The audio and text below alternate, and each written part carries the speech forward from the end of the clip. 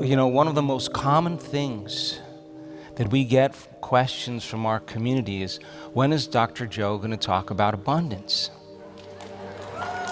And I was like, I don't want to talk about that.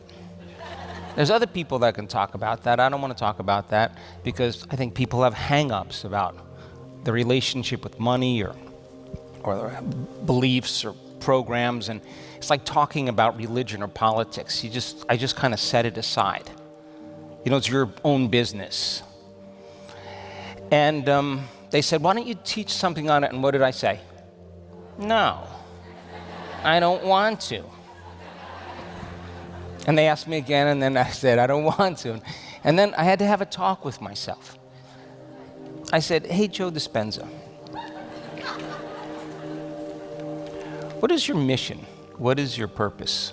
What calls you? What is it that gets you up in the morning?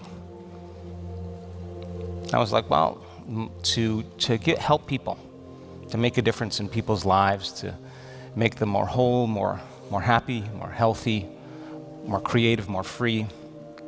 And I'm like, well, you know, if you teach an abundance course, you can help people too. I was like, oh no, I gotta take on this opportunity.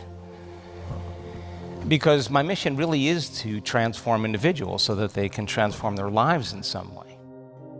There is so many ways, there is so much abundance in life. You could have an abundance, you know, financial abundance, and you can have wealth and money, yes?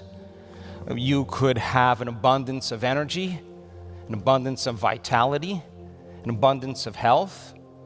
That could be abundant, yes or no? And could you have an abundance of love in an intimate relationship, or an abundance of love in the relationships with your family and your friends? Can you have an abundance of friends? Can you have an abundance of your homes, or abundance in your homes or in your living situation? Could you have an abundance of time? Whoa. I dream about that. Could you have an abundance of freedom? And a lot of people, they want to create abundance because they want to be free. Yes? And that used to be my definition of abundance, the freedom to do whatever I want. And it's evolved to having way more than I need. Like so much more than I need that if I gave it away, it wouldn't matter. That's how abundant people feel. Like they know that they can create abundance. Why would they restrain themselves from doing that? You know, when you have more than you need, you naturally will give it away. Could you have an abundance of mystical and new experiences in your life? That would be so much more than a yacht to me. You with me? But you could have an abundance of synchronicities. Yes? How about an abundance of opportunities? Could you have an abundance of material things? Is there anything wrong in the kingdom with that? No. When people create abundance, I just want them to know that they can create. That's the journey. They get good at creating, if that's what they want to get good at, if it's abundance. But you could have art, and you could have shoes, and clothes, and jewelry, and boats and cars. You could have an abundance of material things, and that would be okay too, yes? And could you have an abundance of virtue? Could you be more compassionate? Could you be more kind? Can you be more patient? Could you be more generous? Can you be more wise? That or more joyful, more loving, wouldn't that be an abundance of something as well? You can't sit on your couch and wait for it to come. You're just in the consciousness of Amazon Prime.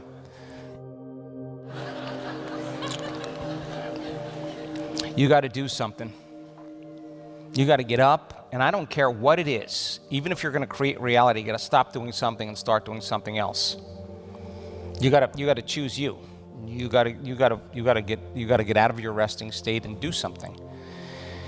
And you got to come up against the unconscious belief that you're not worthy of wealth, or you're not worthy of the freedom that you could have from living that life. You'd have to come up against that belief in order to stop believing that and start believing in something else. And if we have been programmed by the information that we're exposed to that tells us that on some level we're limited. We believe the thoughts we keep thinking over and over again, so much so they become so hardwired that we're unconscious to them. And everything is status quo until you want to create something in your life, and naturally that belief will come up. Because that's what stopped you the whole time. But you were just unaware of it. Come on, you would have to become conscious of that unconscious belief and move beyond it. Yes?